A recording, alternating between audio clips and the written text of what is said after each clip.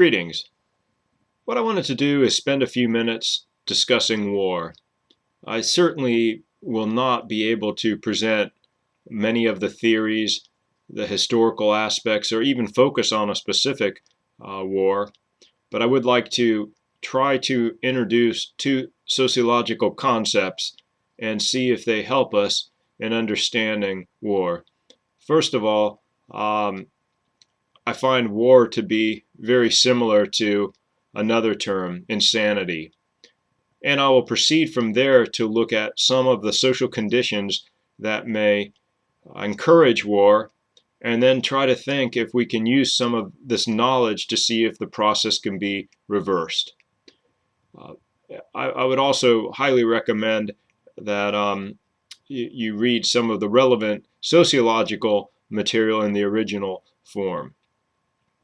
In sociology, there are three main theories, to just generalize and give a very, very broad overview. There's symbolic interactionism that looks at social interaction between small groups, and there's structural functionalism, and there's conflict theory.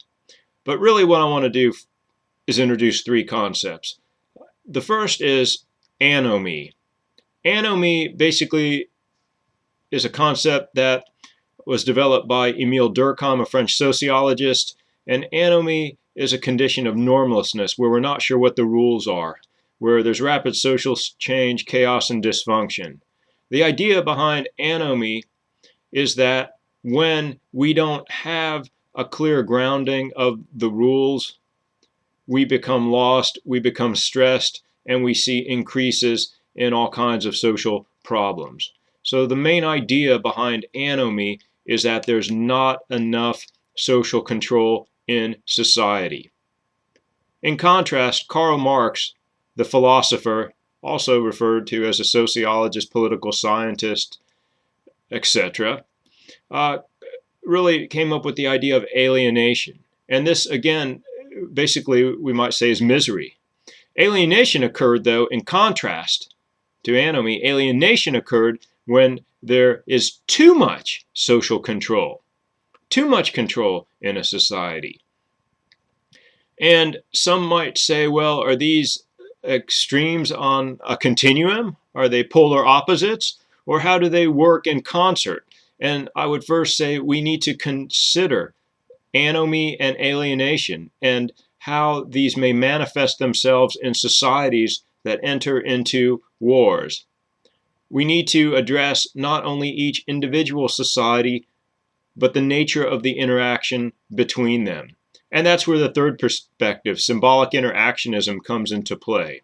Symbolic interactionism offers us a wealth of information, but I think a concept that can be very well integrated into looking at structural functional conflict, or anomie and conflict, or alienation, would be the concept that Lonnie Athens has written about in his extensive work, and that is domination. So I think we need to consider how domination occurs within a society that becomes alienated or anomic, and how these change, and how rapid change can lead to these problems, and how there's a cycle of violence. There's a cycle of perhaps even alternating anomie and alienation. If you look at my earlier work on torture, you can see that in the societies where torture occurred, you could see there were huge switches from too much social control to not enough social control, and then an attempt to move back into overcompensation. In summary, I believe that using the concepts of anomie, alienation, and domination, and integrating these concepts into an analysis may shed further light on the situations involved in wars, whether it be wars between countries or a civil war or some other type of activity that results in fighting. And this wraps up this brief video.